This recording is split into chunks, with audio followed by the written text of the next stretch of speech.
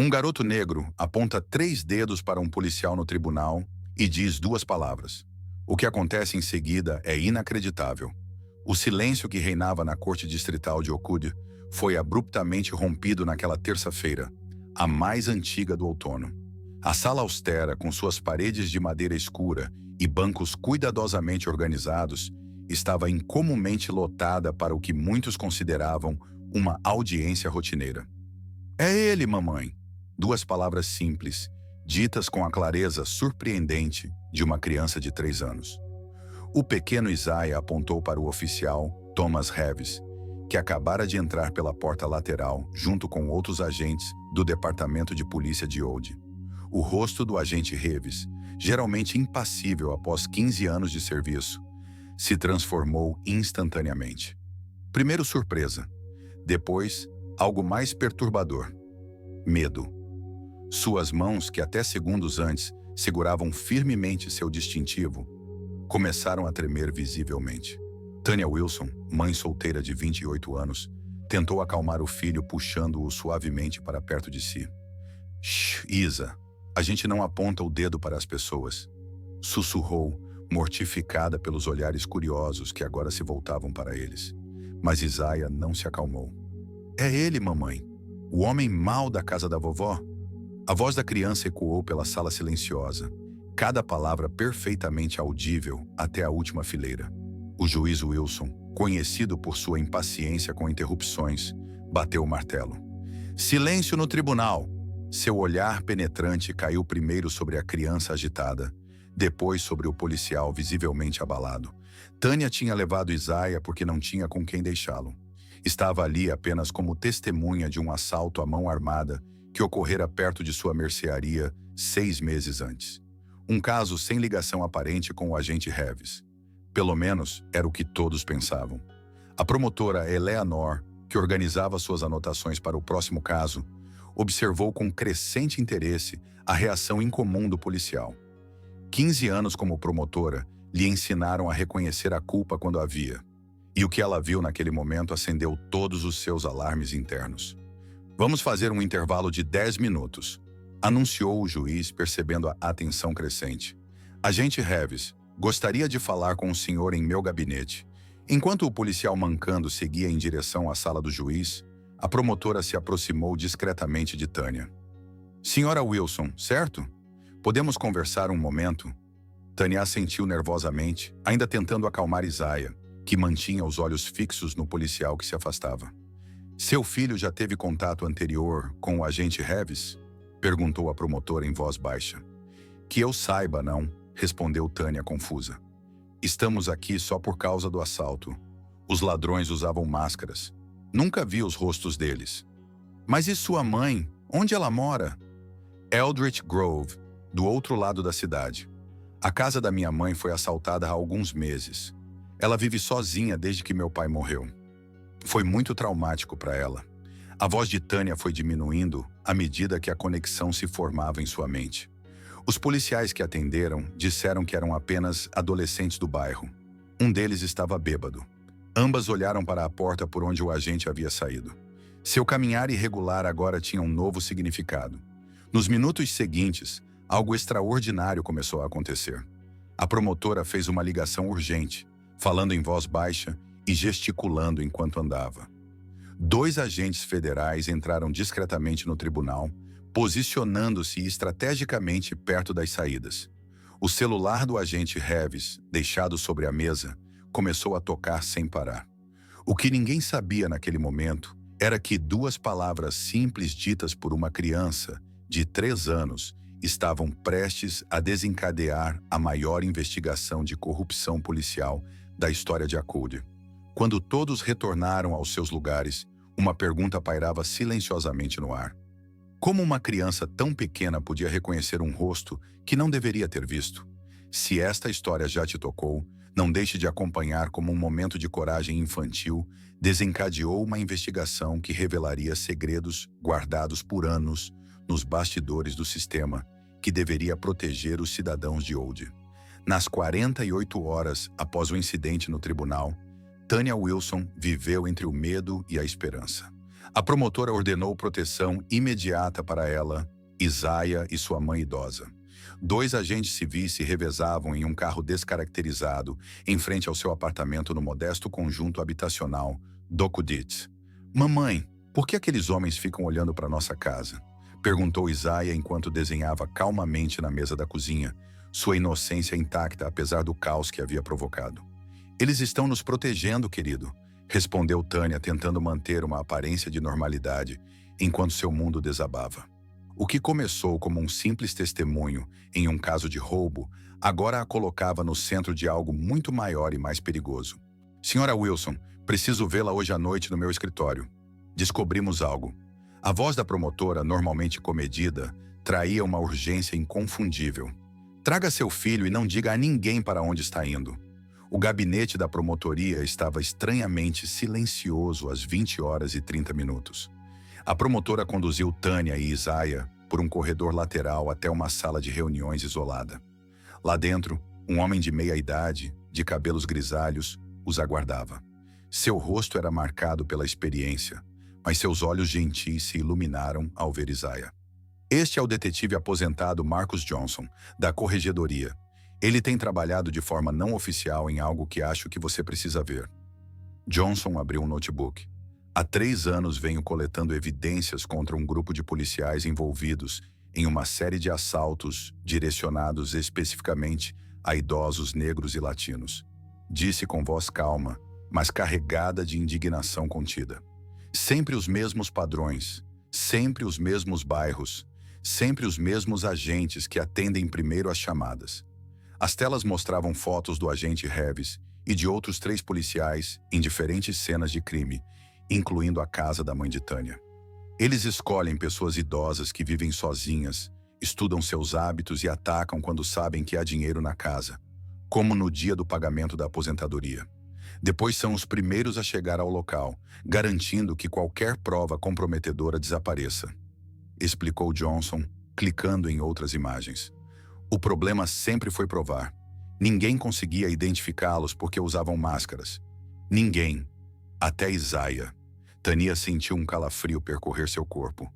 Mas como Isaiah? Crianças dessa idade têm uma percepção extraordinária de detalhes que os adultos geralmente ignoram.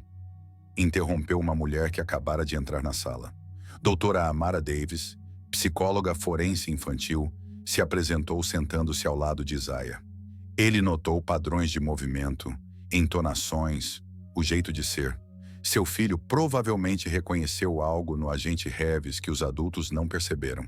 Enquanto isso, do outro lado da cidade, o agente Thomas Reeves estava sentado em um bar escuro com outros 3 homens, todos policiais, todos visivelmente tensos.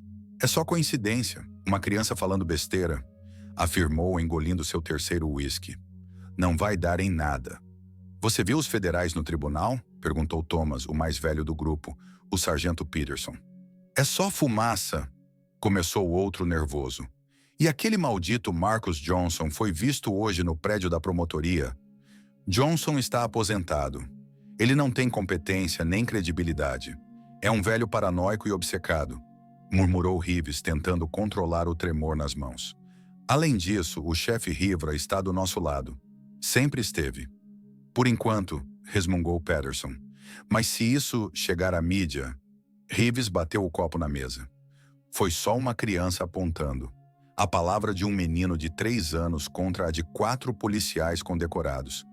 Em quem você acha que vão acreditar? Naquela mesma noite, a doutora Davis conduzia uma sessão especial com Isaiah, usando bonecos e brinquedos para ajudá-lo a expressar o que havia testemunhado. Com uma câmera filmando discretamente, ela perguntou: Isaiah, você pode me mostrar o que o homem mau estava fazendo na casa da vovó? Isaiah pegou um boneco de policial e o fez mancar sobre a mesa. Em seguida, com uma precisão impressionante, imitou alguém gritando com uma senhora idosa exigindo dinheiro. Ele falava assim, disse, mudando sua voz infantil para uma mais rouca. E bateu na vovó quando ela não achou o dinheiro rápido. Tânia cobriu a boca horrorizada. O menino nunca havia dado esses detalhes antes. Há mais uma coisa que vocês precisam ver, disse Johnson, remexendo em uma pasta. É coincidência demais para ser ignorada. Ele mostrou extratos bancários com grandes depósitos em dinheiro, feitos nas contas dos 4 policiais, poucos dias após os ataques relatados. O problema é que precisamos de mais do que coincidências. Precisamos de uma prova concreta que ligue diretamente Reeves ao crime. Suspirou. Algo que um júri não possa ignorar. Foi então que Isaiah, que brincava quieto num canto da sala, de repente se levantou. "Mamãe, o homem mau deixou cair", disse fazendo um gesto como se algo tivesse caído no chão. Na casa da vovó, brilhava. Os adultos trocaram olhares intrigados. "Uma coisa brilhante, querido?", perguntou Tânia, com doçura. "A mesma coisa que ele tem aqui", respondeu Isaiah, apontando para uma foto do policial Reeves no laptop, onde brilhava um distintivo de serviço meritório, personalizado em sua lapela. O silêncio tomou conta da sala. Se o distintivo de Reeves tivesse sido encontrado na cena do crime e desaparecido durante a investigação oficial, poderia ser a prova definitiva que ligaria o oficial ao assalto. "A casa da sua mãe", disse a promotora, com urgência na voz. "Ela ainda mora no mesmo lugar? A polícia fez uma busca completa após o roubo." "Ah, sim, ela ainda mora lá." "E não, a busca foi superficial. Disseram que era só mais um caso comum de furto por adolescentes da vizinhança.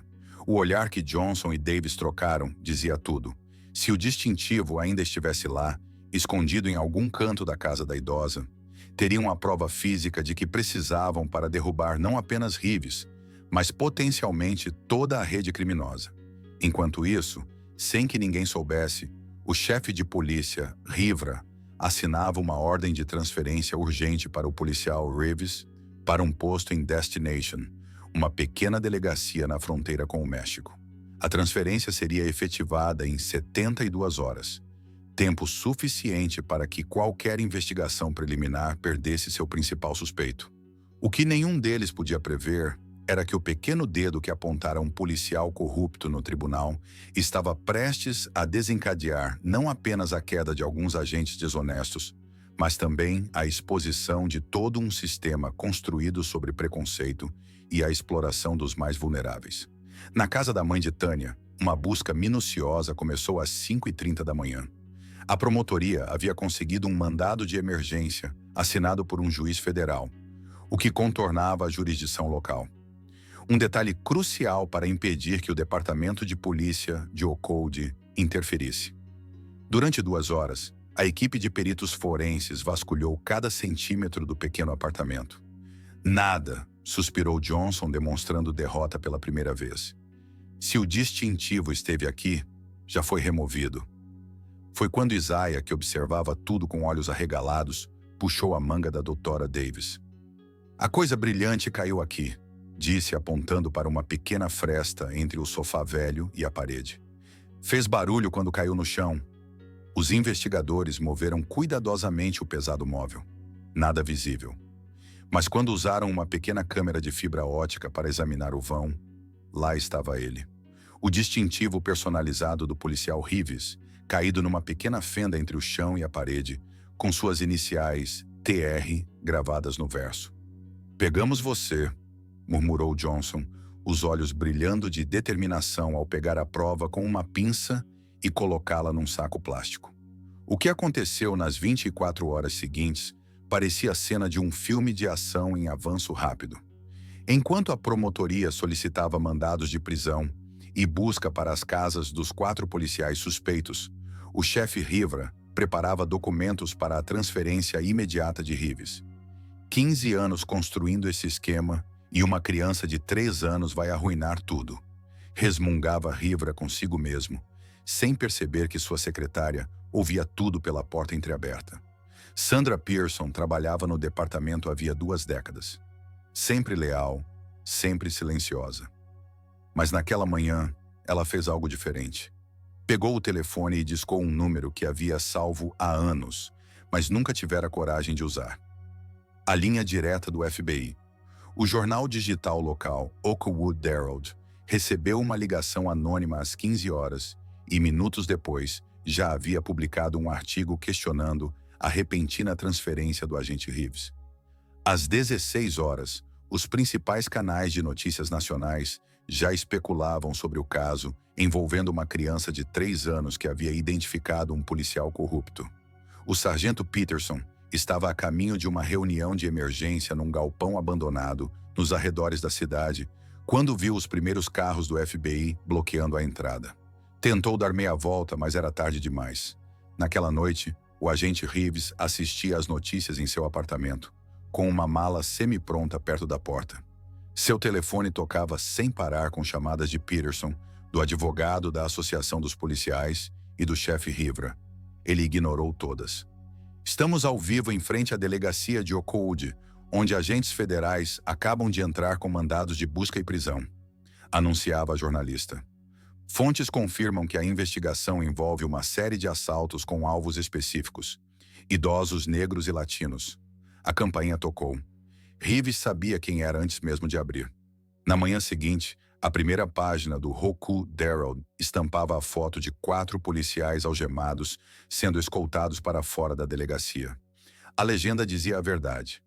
Pela boca de uma criança, uma rede de corrupção policial foi exposta por um menino de 3 anos. Uma semana depois, no Tribunal Federal, a juíza Martha Coleman olhava severamente para os réus. A sala estava lotada. Familiares das vítimas, jornalistas e, na primeira fila, Tanya Wilson com Isaiah nos braços. Esses homens juraram proteger e servir, disse a promotora em sua declaração de abertura. Em vez disso, abusaram de sua autoridade para aterrorizar os mais vulneráveis entre nós. Escolheram vítimas idosas, em sua maioria negras e latinas, acreditando que seriam alvos fáceis, que suas vozes nunca seriam ouvidas. Ela fez uma pausa, voltando-se para Isaiah. Não contavam com a voz de uma criança, uma voz sem preconceito, sem medo e que reconhece a verdade quando a vê. O julgamento durou apenas 3 dias.